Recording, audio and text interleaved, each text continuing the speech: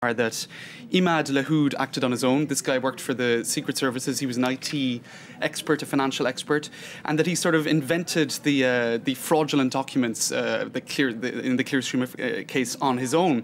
Second scenario, he acted along with Jean-Louis Gergorin. He's a big fish in the French armaments industry. Perhaps he wanted to implicate Sarkozy and other businessmen in this scandal to win brownie points himself with politicians. Third scenario is that Villepin acted along with those other two, and he who was sort of the Dauphin of Jacques Chirac, the heir to the UMP party's aspirations, that he wanted to get Sarkozy involved in the scandal. Fourth possibility, Sarkozy is trying to cast himself as a victim by implicating Villepin in this particular scandal.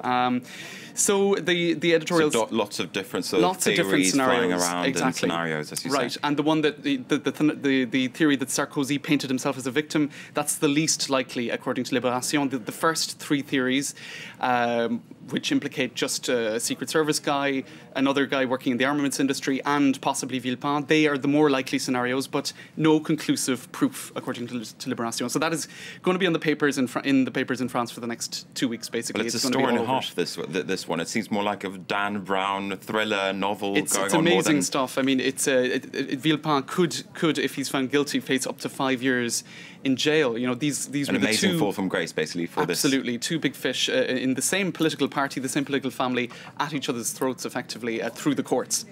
And we'll have a look at some of the front pages. Le Figaro also has it. The Duel, it's called, and François. If we could have a look at that as well. The Clearstream affair under the magnifying glass is what their headline is in François. Now, we'll move on to L'Humanité. This is, in fact, a very sad and depressing story, so we won't spend too much time on it. Last week, we were looking at France Télécom and a spate of suicides in the workplace. A lot of the union staff or the union leaders were saying this is down to work conditions, the fact that people have to work long hours, that they're moved around from one place to the other in the company, so they're uprooted very frequently, and working conditions basically are affecting the well-being of staff. Now, the Ecology Ministry, headed up by Jean-Louis Borloo, which is a big ministry being given a lot of emphasis by Nicolas Sarkozy. Yeah. There have been a spate of suicides there as well. And so L'Humanité, which is a communist paper, has that on its front page. Killing ourselves also at the ministry, it says. I mean, it's really grim stuff. Not to be too crude, but how many people have actually killed themselves? Well, I mean, what kind of...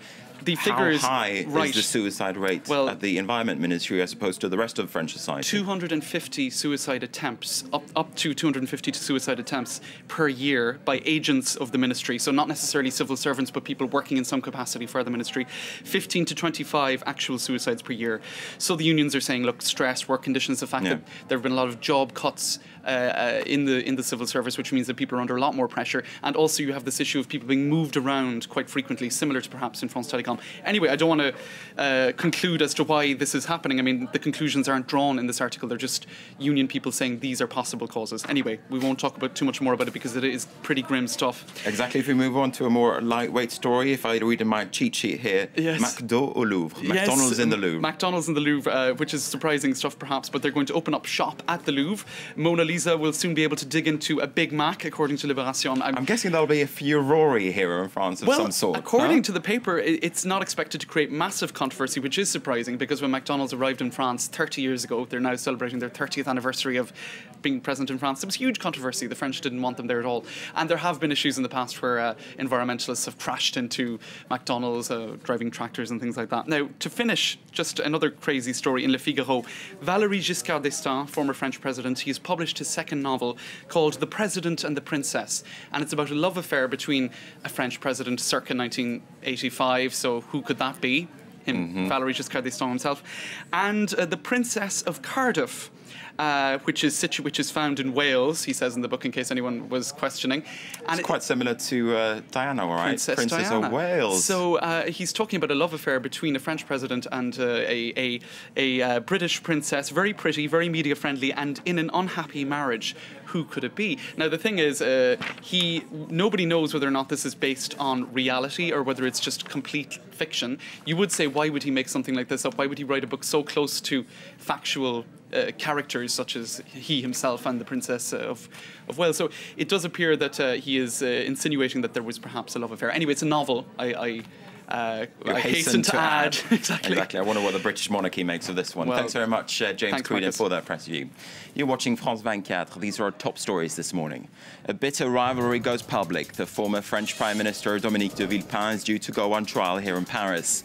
He and 4 others are in the dock accused of trying to smear Nicolas Sarkozy and other French officials back in 2004. De Villepin denies the charges. The Dutch company Trafigura has agreed to compensate thousands of victims of a toxic waste scandal in Ivory Coast. The out-of-court settlement is worth around 30 million euros, but Trafigura says it's not an admission of guilt. Some victims say the deal is not enough. And the French team Renault could be banned from Formula One today. The governing body of the sport, the FIA, is due to decide the punishment as the team stands accused of cheating. Renault has effectively admitted ordering driver Nelson Piquet to crash during a race last year. Coming up, we look at the political fallout as Dominique de Villepin goes on trial. The case is seen as a duel between him and the French president. After the break, we're asking whether it could backfire on Nicolas Sarkozy. Stay with us.